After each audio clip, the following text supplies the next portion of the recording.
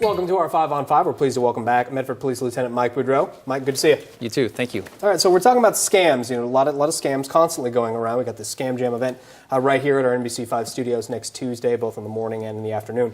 What do you kind of want to get the word out about scams? You know, when it comes to scam prevention, it's all about education, education, education. You know, if we could just tell people what to look out for and kind of the scams that are going around right now, they will most likely, hopefully, not become a victim. So it's really just about getting the word out, and there has been a good increase in that. I think the education has resulted in less cases than we've seen in the past, but we're still dealing with this a lot, and people are still becoming a victim of scams every day in Medford. Yeah, and scams are constantly evolving, technology is changing, the way things are happening.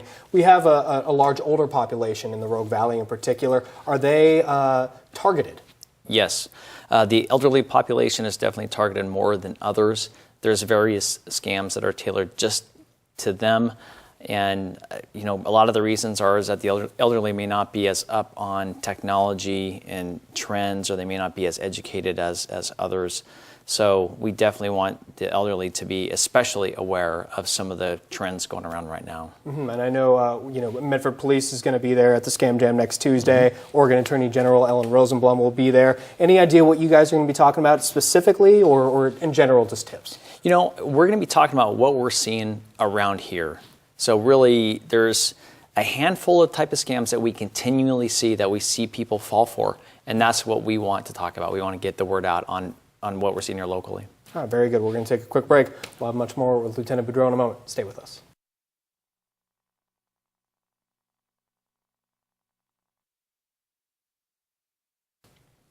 Welcome back to our 5 on 5. Again, we're here with Medford Police Lieutenant Mike Budreau. We're talking about scams and the many scammers that are out there. We got this Scam Jam coming up next Tuesday, the 13th at 9 a.m. and in the afternoon at 1:30 p.m. here in Medford. So, Mike, can anyone be a target of these scammers? Yes, absolutely. You know, young and old, male, female, it really doesn't matter. That's why it would be nice if somebody in the household could potentially attend one of these events just to learn about all the different aspects that you could become victimized. I think a lot of people don't realize how many ways they could become a victim. Mm-hmm. Yeah, I know. I talked to you a week or so ago, got a call from the IRS asking me for my Social Security number.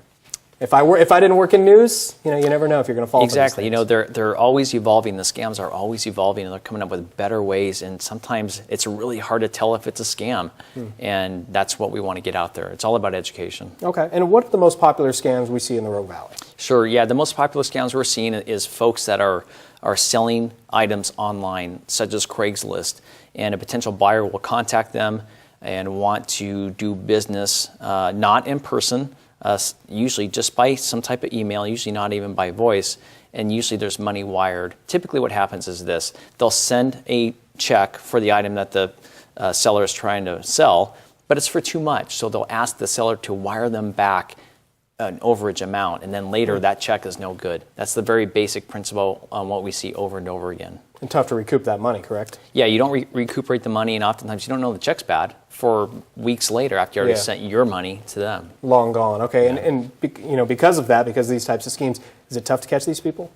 Very tough to catch. Usually the people that are involved in these internet-based scams are not from around here. In fact, they're usually not even in the country. That's why it's very hard to track them down, and seldom we do. We focus our efforts really on educating, and usually if somebody sends money via Western Union or any other type of wire, it's gone for good, and usually, again, the person's not around here. Okay, well, we certainly appreciate MPD's assistance in helping us put on the Scam Jam. If you want to sign up, scamjamoregon.com. Mike, good to see you. Thanks for coming in. Thank you. All right, stay with us. We'll be right back.